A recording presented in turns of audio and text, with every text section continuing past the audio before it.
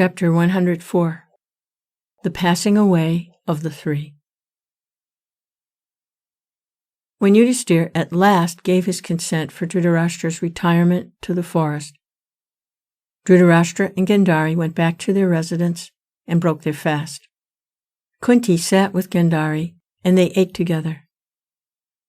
Dhritarashtra asked Yudhisthira to sit by him and give him his last blessings.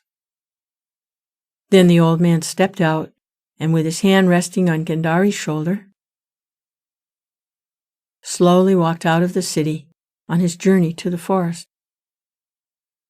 Gandhari, who, because her lord and husband was blind, gave up the use of her eyes, and wrapped her face with a cloth all her life, placed her hand on Kunti's shoulder, and slowly walked along, thus guided.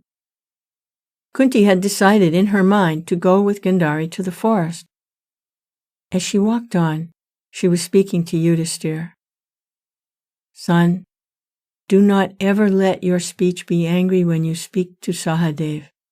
Remember with love Karna, who died a hero's death on the battlefield. He was my son, but I committed the crime of not disclosing it to you.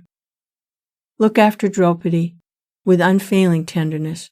Do not ever give cause for grief to Bhima, Arjuna, Nakula, and Sahadev. Keep this ever in mind, son. The burden of the family is now wholly on you. Dharmaputta had till then believed that Kunti was accompanying Gandhari only for a distance to say goodbye. When he heard her speak thus, he was taken aback and was speechless for a few minutes. When he recovered from the shock, he said, Mother, not thus. You blessed us and sent us to battle. It is not right you should now desert us and go to the forest. Yudhisthira's entreaties were, however, of no avail. Kunti held to her purpose. I must join my lord and husband wherever he be now. I shall be with Gandhari and go through the discipline of forest life, and soon join your father. Go back unagitated. Return to the city. May your mind ever stand steady on Dharma. Thus did Kunti bless her illustrious son and depart. Yudhisthira stood speechless. Kunti went on her way, looking back occasionally at him and her other sons, each with hand on the shoulder of the other. This picture of the three elders of the tribe, wending their way to the forest, leaving their sons behind, is painted by the poet so vividly that it fills the reader with solemn grief, as if the parting happened in his own family now. Dhritarashtra, Gandhari, and Kunti spent 3 years in the forest. Sanjaya was with them. When, one day, Dhritarashtra finished his ablutions and returned to their hermitage, the forest had caught fire. The wind blew, and the flames spread everywhere.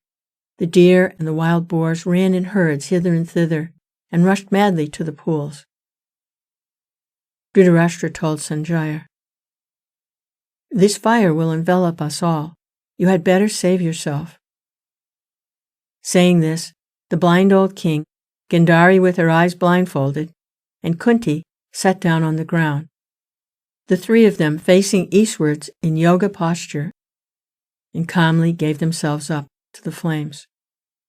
Sanjaya, who had been to the blind king throughout all his days his only light, and was dear to him like life itself, spent the rest of his days in the Himalayas as a sannyasin.